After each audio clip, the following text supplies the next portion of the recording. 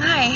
I'm really nervous right now, but I really wanted to make this video because it's really important to me. And I hope you don't mind, but I'm going to be smoking. It's one of my little quirks, my flaws, I guess. It's one of the things that makes me perfect, actually. I know that people say that perfection doesn't exist, but it's like beauty. It's in the eye of the beholder. If I think that I'm beautiful and perfect, it's because I accept my flaws and the things that people would accept in regular society. And that way, I'm perfect. And when you accept yourself, or if you do, you are too. You might not be to everybody, but you will be. Now, hi. Most of you know me as Stardust, former admin of Mac. Some of you just know me as Millie Senpai. I'm reading last on my phone because I'm really better at writing down things and then reading them. I can't really speak from the heart most of the time, but yeah. My name is Millie Madeline Grove, and just like you, I have a story. Now, this video is initially about you guys, my fans and friends, but it's always nice to be able to relate to someone you need to connect to, right? So here goes. My name is Millie Madeline Grove. I'm 16. I have chronic depression, PTSD, anxiety, and mild psychosis. I'm nice, friendly, pretty, strong, and independent. I've also seen hell. At 8, I was raped. At 10, I began cutting because of bullying. At 13, I became suicidal and started doing drugs. At 14, I lost my best friend to suicide and also tried killing myself. It's been almost 2 years. At 15, I tried to take my own life again. I am now 16. I haven't smoked weed in over a month, I haven't cut in 2 months, and I've been clean of heavier drugs for a few weeks. I still smoke cigarettes, as you can see. But like I said, it's one of my flaws, one of my quirks, and that makes me perfect. Let's start with the cutting. Something happened, right? And you felt alone. There was nobody there but the pain, your thoughts, and a blade. You felt alone, helpless, but then again, the blade was there. Yes, the thoughts were never a friend. You'd heard about it, cutting.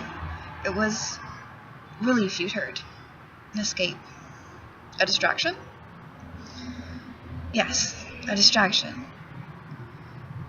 The thoughts would shut up for a second. The pain would flow out, so you did it. You cut your own skin. Maybe you felt better, so you did it again. Maybe you got scared, so you put down the blade. That was me. I know.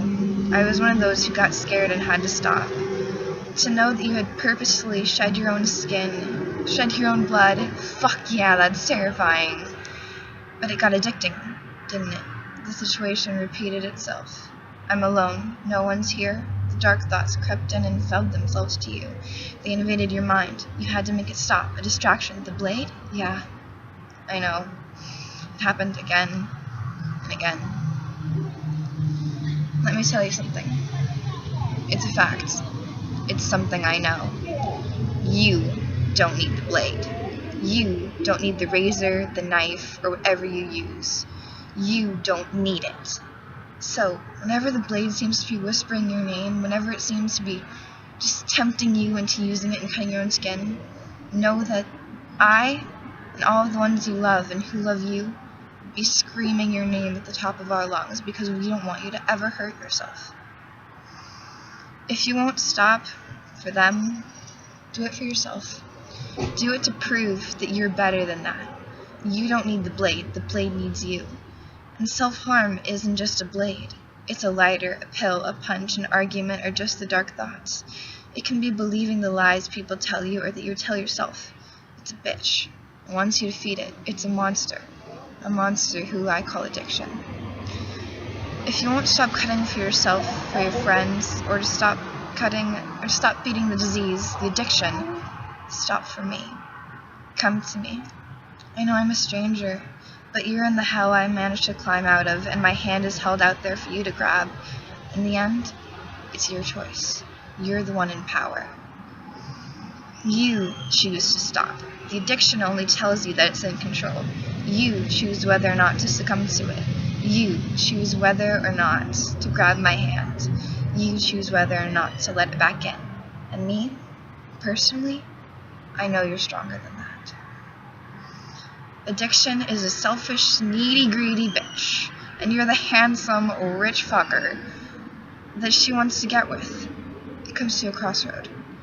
You can choose that horny slut addiction, or you can choose a beautiful, independent girl who I call Millie.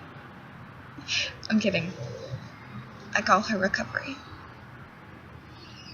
And I'll tell you more about her at the end of this.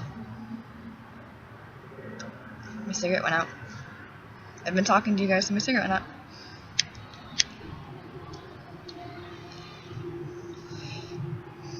Now, I seem to accidentally have covered self-harm and addiction at the same time. So, now suicide.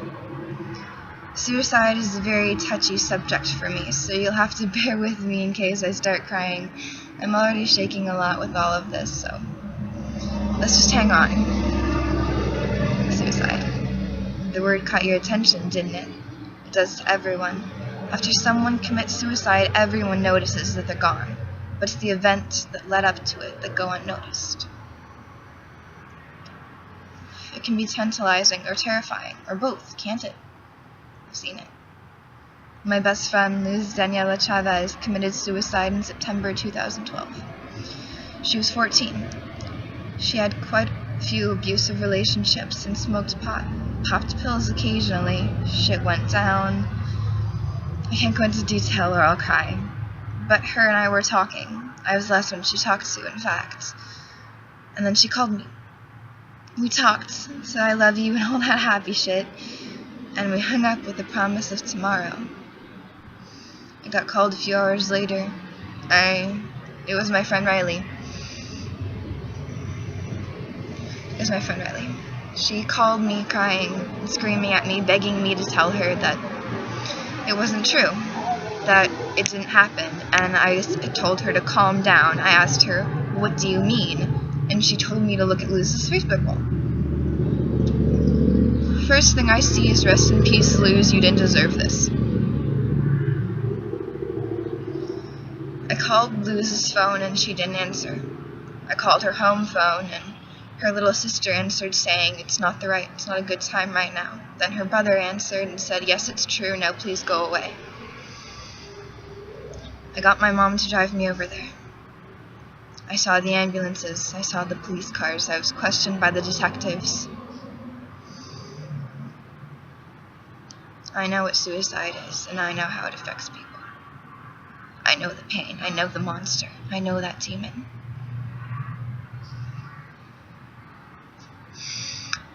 Later that night, afterwards, I went to the field by the middle school we went to, and I screamed. I cursed any god anybody had ever believed in, and I damned them for taking her away from me. But finally I damned myself, because I blamed myself, because I was the last person she talked to.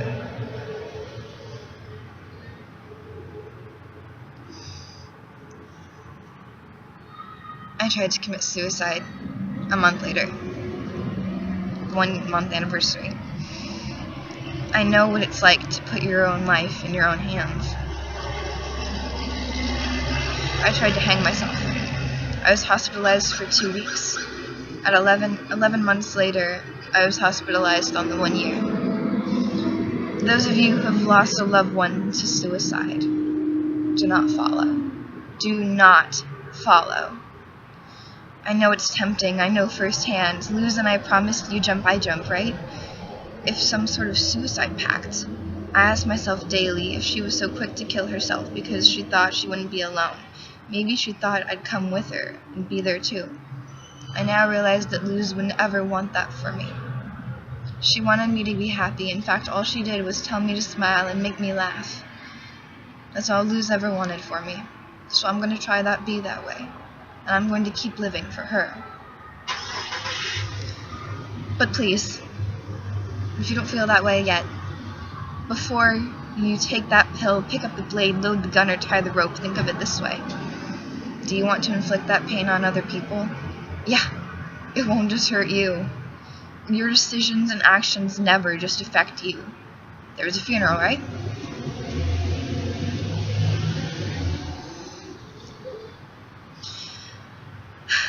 Like me, you probably screamed the loudest, cried the hardest, fainted even.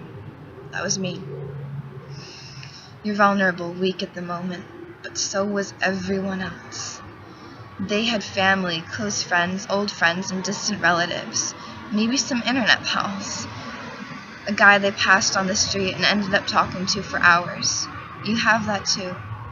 You'll hurt people too. Personally, one of the main things keeping me alive is the thought that I wouldn't wish this pain upon my greatest enemies. This pain is torture. Would you really want to inflict this upon others?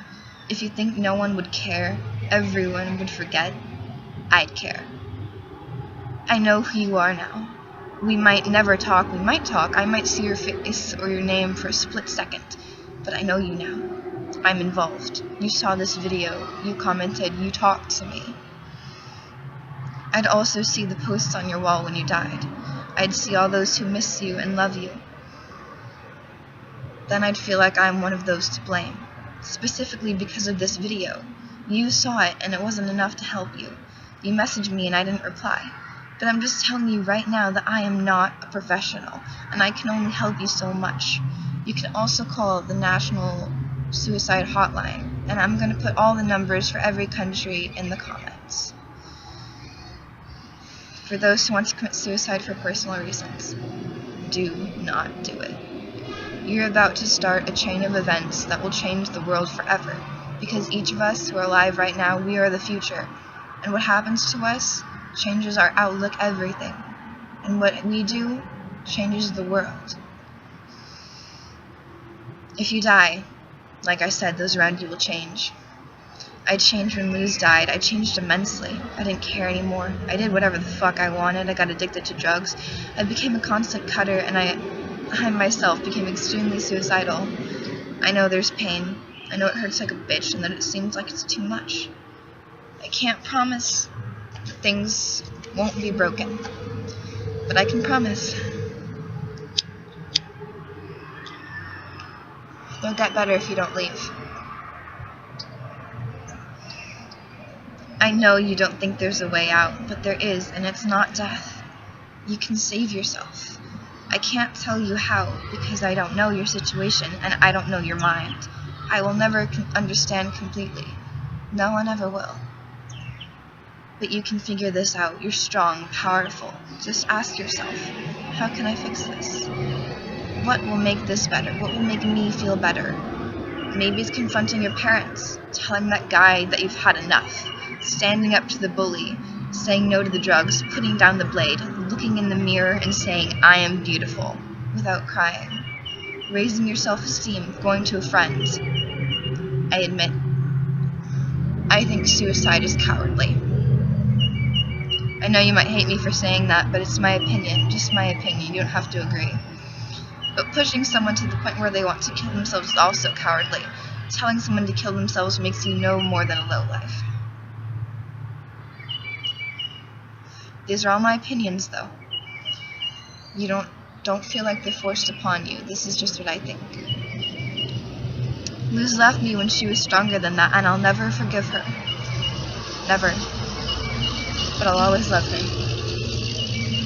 In the end of it all, you are worth it. Here's something I wrote recently. It all started right then, right there. Something was said, someone left, something happened, caused everything to change. I've been there too. Then it really started affecting you, changed your outlook, your personality, your friends, your interests, your goals, and your dreams. It transformed you, good or bad. I've been there too. But then the depression kicked in. Who am I? Who am I supposed to be? Will anyone miss me, notice me? Why aren't I myself? Why aren't I perfect? Why do I have to be this way? All these questions, contradictions, no answers. I've been there too. Then you took action. You cut, you cried, you took a pill or you burned yourself. You screamed, you emotionally abused yourself, you fed yourself dark thoughts and lies. You put down your self-esteem and you put up walls. I've been there too. You wanted it all to be over. You attempted to end it all. Hanging, pills, that last cut, or a bullet to the head. You didn't want to put up with it anymore. I've been there too. But it didn't work, did it? I'm still here too.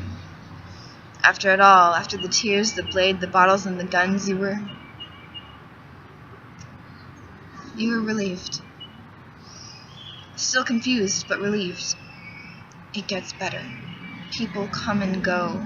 Change happens like the tide, highs and lows.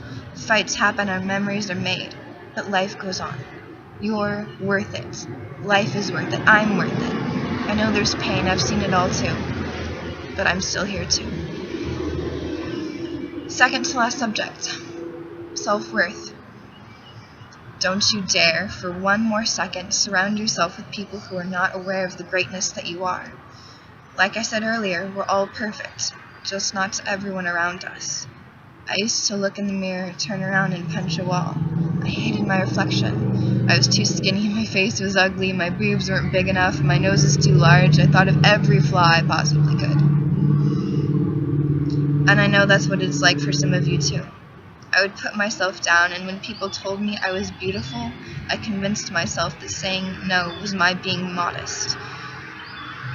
Having a low opinion of yourself is not modesty. It's self-destruction. Holding your uniqueness in high regard is not egoism. Egotism. It's a necessary precondition to happiness and success.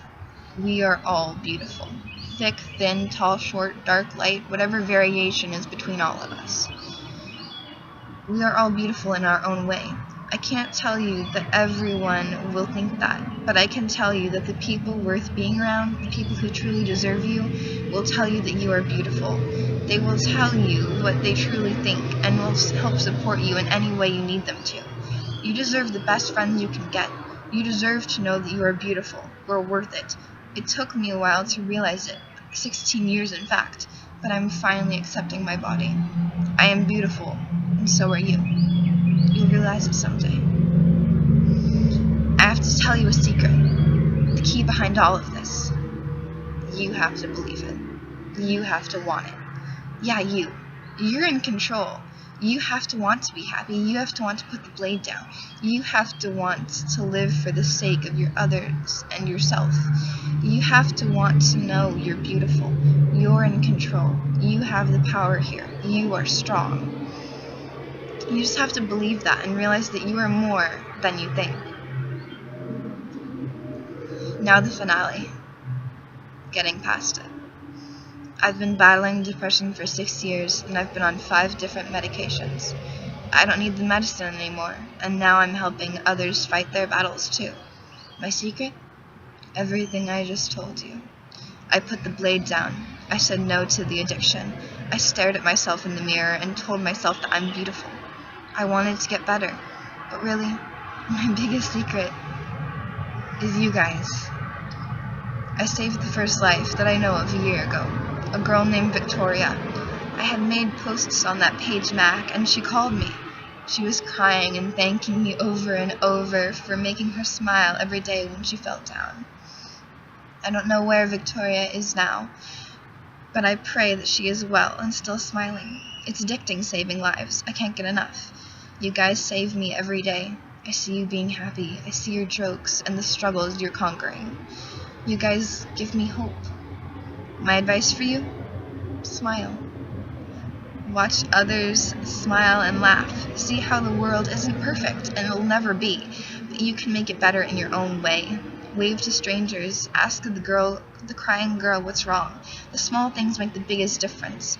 Keep your head up and walk straight and proud. You've seen hell. I've been there too. Please, walk confidently because you went to that hell. You spit in the devil's face. You grabbed my hand and now you're here. Getting better. Things will get better. The only way to stop that is if you tell yourself they won't. You're in control. Tell yourself that it will get better. It won't happen immediately, But if you act positively, think positively, and be the very best you can, it will get better. Be proud of yourself. Because I know I'm proud of you. I'm so fucking proud of you, and I love you. I hope this helped. You can do this. I pinky promise. You're strong, powerful, talented, and beautiful. Most importantly, you're alive. And you're gonna change the world someday. We all will. Keep going, and I'll always be here. I love you, and have a great day. As Luz always said, don't wait for the perfect moment. Take the moment and make it perfect.